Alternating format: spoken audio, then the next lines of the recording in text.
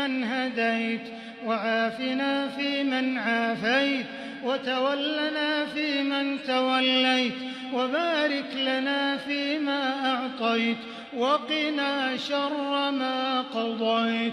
اللهم إنا نسألك موجبات رحمتك وعزائم مغفرتك والعزيمة على الرشد والغنيمة من كل بر والسلامة من كل إثم، ونسألك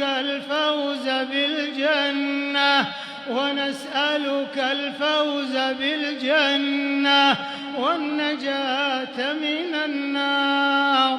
اللهم إنا نسألك فواتح الخير وخواتمه وجوامعه وأوله وآخره وباطنه